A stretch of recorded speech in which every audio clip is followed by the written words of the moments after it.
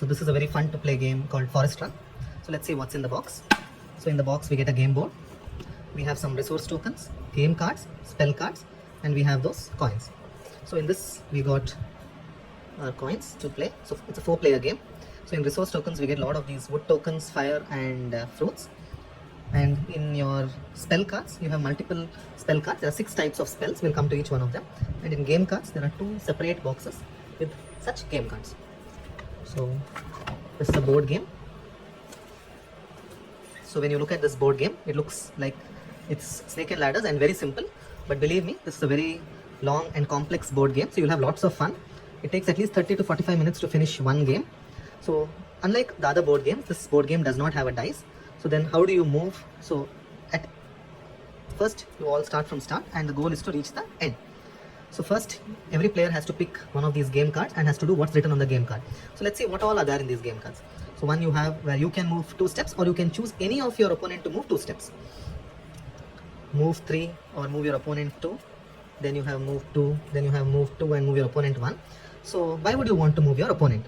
So if you see this, so like snake and ladders, how you have snakes that make you go down. So here you have something called as the bomb. So here there are few points in the board, like the number 32 and the number 56, where if you land on this, you'll have to again come back to number 1. So if your opponent is on the number 31, you would want to move him 1 step rather than move yourself, so that he again starts from 1.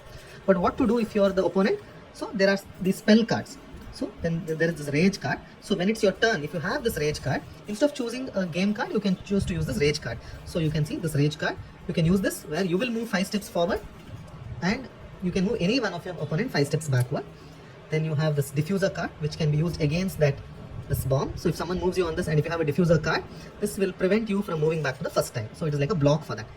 Then you have serenity card. So if you're for example, if you are at 37 and if your opponent uses rage card, he moves 5 steps forward and he can choose to move you 5 steps backward to the bomb. But even if you have a serenity card, you can block this rage spell, which will make you stop from going backwards. Then you have energy card. So you can move you or your friend double the number of tiles when you land on a friend tile. So these are the friend tiles. So these tiles have +9. So if you land on this, you will move +9 forward, and it will allow us to go 18 steps forward. So in the end, you'll have to choose your friends and opponents wisely. So this game will have people moving each other forward and backward, and ultimately the one who reaches the end will be victorious. So how do you make these spell cards? You can get these spell cards on the map when you land on these blocks, or else you have to collect these resources, and then you can make a magic spell card by using 2 firewood and 2 fruits. So you'll have to land on these resources and collect these resources so that you can make your respective spell cards. So enjoy guys, this is a very fun to play game.